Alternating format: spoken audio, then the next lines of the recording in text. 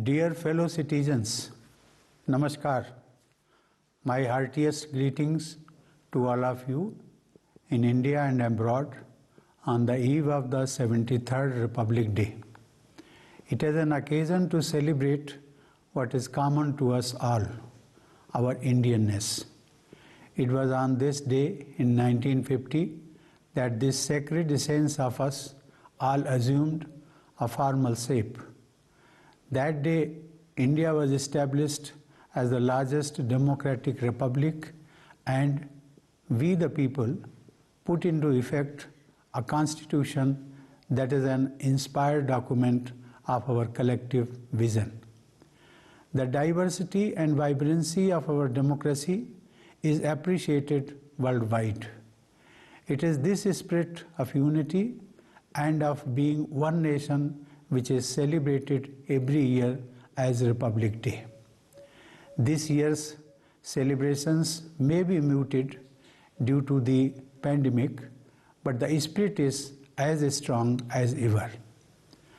On this occasion, let us also remember the great freedom fighters who showed incomparable courage in their pursuit of the dream of Swaraj and fired up the people to fight for it. 2 days ago, on 23rd January, all of us observed the 125th birth anniversary of Netaji Subhash Chandra Bose, who had adopted the energizing salutation of Jai Hind. His quest for independence and his ambition to make India proud inspire all of us. We are immensely fortunate that the Constituent Assembly, which prepared the document, included some of the best minds of their generation. They were the leading lights of our great freedom struggle. After long years, the soul of India was reawakening, and these exceptional men and women were the harbingers of a new dawn. They discussed threadbare every article, every phrase, and every word on behalf of the people. The churning went on for close to 3 years. Eventually, it was Dr. Babasaheb Ambedkar who, as chairman of the drafting committee, prepared the final version that has become our founding document. While the text of the Constitution dealing with the details of the workings of the state is quite long, the preamble sums up its guiding principles: democracy, justice, liberty, equality, and fraternity. They form the bedrock on which our republic stands. These are the values that form our collective inheritance. These values have been accorded primacy in our Constitution in the form of fundamental rights and fundamental duties of the citizens. Rights and duties are two sides of the same coin. The observance of the fundamental duties mentioned in the Constitution by the citizens creates the proper environment for enjoyment of fundamental rights. By fulfilling the fundamental duty of rendering national service when called upon to do so, crores of our people have transformed the Swachh Bharat Abhiyan and the COVID vaccination drive into mass movements. A great deal of credit for the success of such campaigns goes to our dutiful citizens. I am sure that our people will continue to strengthen the campaigns of national interest with their active participation and will demonstrate the same dedication. The Constitution of India was enacted and adopted by the Constituent Assembly on 26 November 1949, which we now celebrate as Constitution Day. But it was made effective 2 months later. This was done to mark that day in 1930 when India resolved to win complete freedom. From 1930 to 1947, every year 26th January was celebrated as Purna Swaraj Day, and that was the day chosen to put the Constitution into force. Writing in 1930, Mahatma Gandhi had advised fellow citizens how Purna Swaraj Day was to be celebrated. He had said, and I quote, "Remember that since we desire to attain our end by non-violent and truthful means only, we can do so only through self-purification. We should therefore devote the day to doing such constructive work as lies in our power to do." Unquote. Needless to say, Gandhiji's advice is timeless. He would have liked us to celebrate the Republic Day in the same manner. He wanted us to look inside, introspect, and strive to become better human beings, and then also look outside, join hands with others, and contribute towards the making of a better India and a better world. Dear fellow citizens, the world has never been in so much need of help as now. It has been over 2 years now, and humankind is still battling with the coronavirus. Hundreds of thousands of lives have been lost, and the world economy has been reeling under the impact. The world has suffered from unprecedented misery, and surge after surge of new variants have been posing new crises. It has been an extraordinary challenge to humankind. The pandemic management was bound to be all the more difficult in India. We have high population density, and as a developing economy, we did not have the level of resources and infrastructure needed to battle this invisible enemy. But it is only in such difficult times that the resilience of a nation shines forth. I am proud to say that we have shown an unmatched resolve against the coronavirus. In the first year itself, we raised the healthcare infrastructure and also reached out to help others. By the second year, we had developed indigenous vaccines and launched the world's biggest vaccination drive in history. The vaccination drive is progressing at a quick pace in our country. During the pandemic, we have reached out to several other countries with vaccines and other medical help. This contribution by India has been appreciated by international organizations. There have been setbacks, unfortunately, as the virus makes a comeback with new mutations. Countless families have gone through a harrowing time. There are no words to express our collective trauma. The only saving grace is that many lives could be saved. As the pandemic is still widespread, we must remain alert and not let our guard down. The precautions we have taken till now have to be continued. Wearing masks and maintaining social distancing have been essential parts of COVID-appropriate behavior. In the fight against the COVID pandemic, it has now become a sacred national duty of every citizen to follow the precautions suggested by our scientists and experts. We have to discharge this duty till the crisis is behind us. A time of crisis has also made us appreciate how we all Indians are connected as one family. The time of social distancing has brought us close to each other.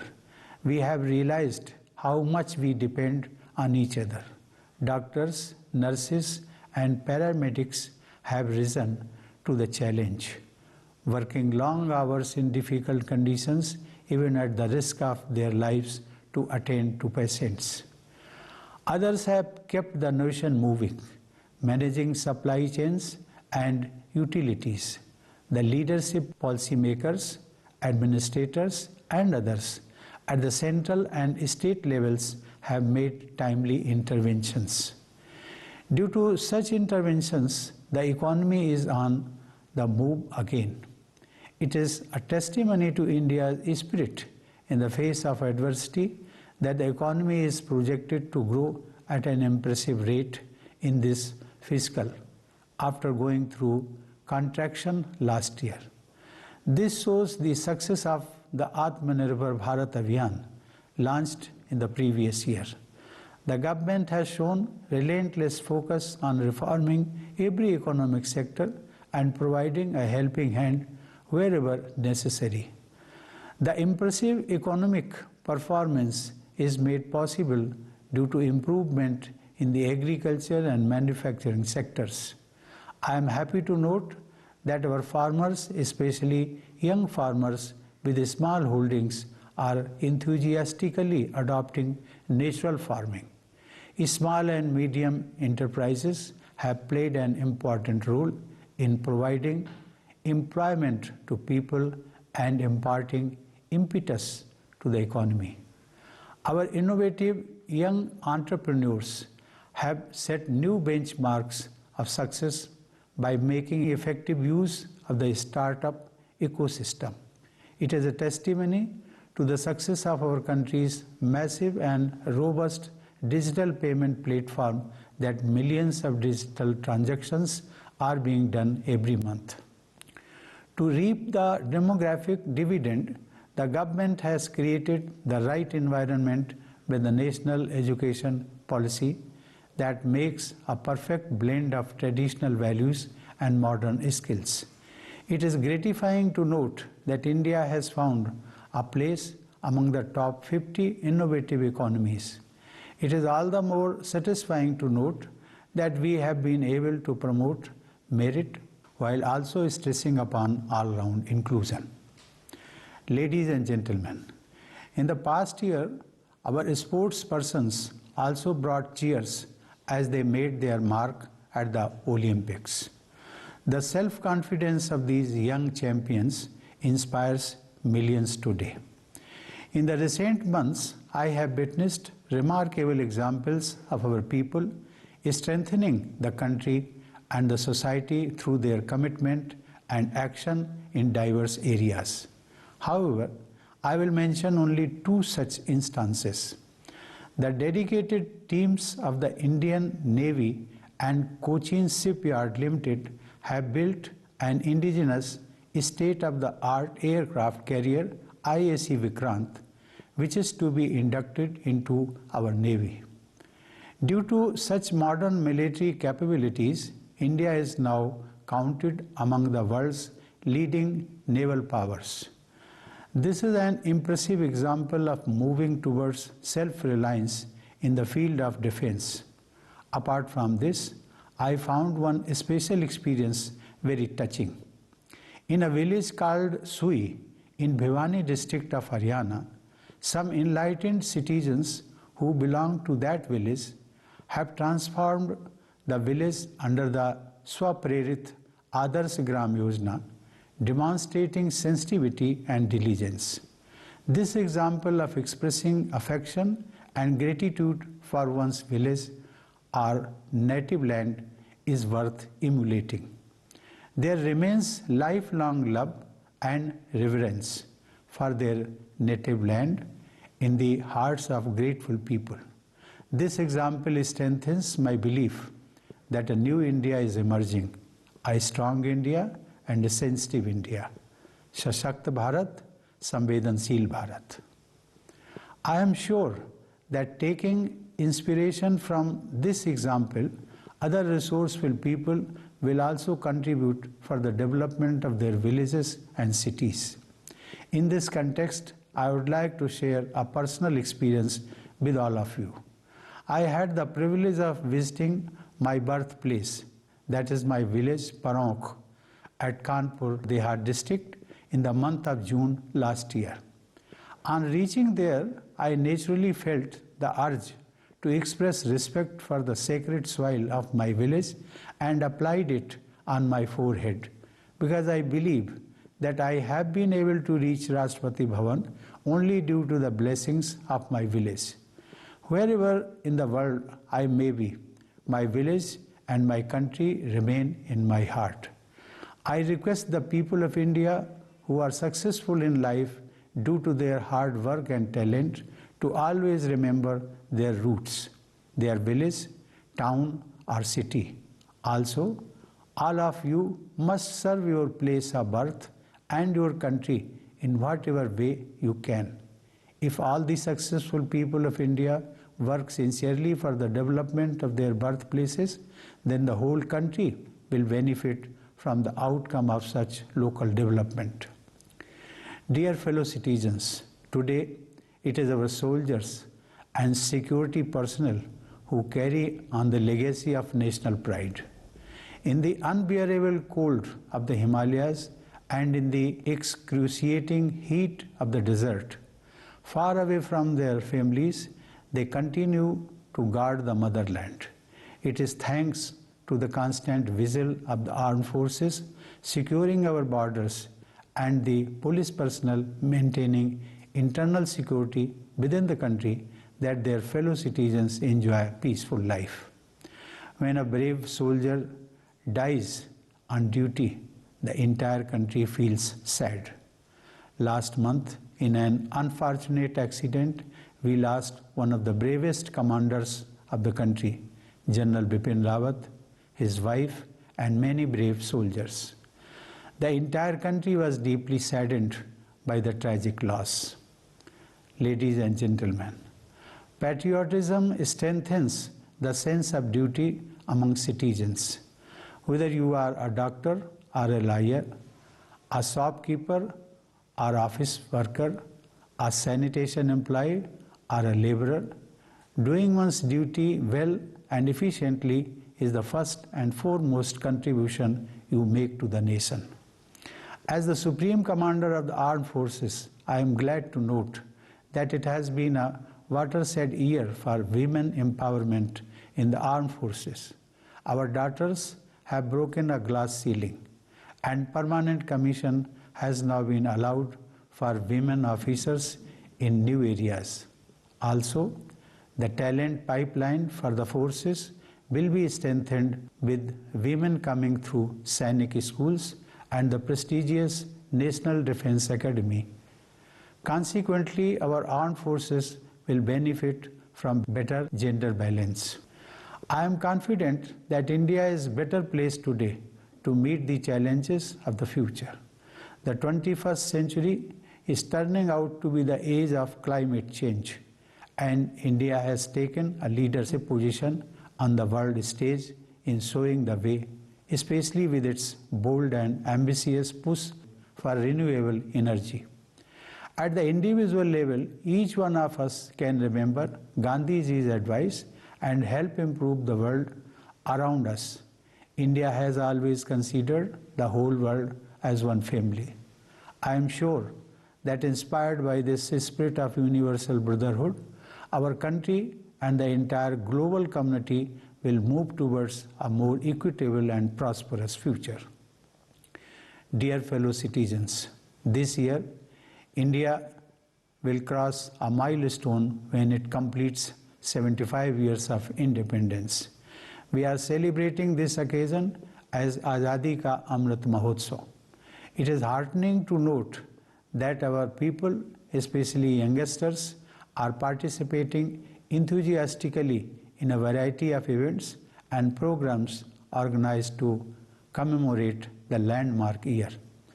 It is a great opportunity for not only the next generation but all of us to reconnect with our past. Our freedom struggle was an inspiring chapter in our splendid saga. In this 75th year of independence, let us rediscover the values that animated our glorious national movement. Many men and women laid down their lives for our freedom. Our freedom fighters have suffered unimaginable torture and made countless sacrifices for us to enjoy the festivals of Independence Day and Republic Day. Let us gratefully recall their immortal sacrifices on the occasion of Republic Day. Ladies and gentlemen, India is an ancient civilization but a young republic. For us, Nation building is a constant endeavor. As in a family, so in a nation. One generation works hard to ensure a better future for the next generation. When we won independence, the exploitation of colonial rule had left us in utter poverty. But in 75 years, we have made impressive progress. New opportunities await the next generation. Our youth have taken advantage of these opportunities and set new benchmarks of success. I am sure that with this energy, confidence, and entrepreneurship, our country will continue to march ahead on the path of progress and will definitely secure its rightful place, befitting its potential in the global community. I once again wish all of you a happy Republic Day. Thank you. Jai Hind.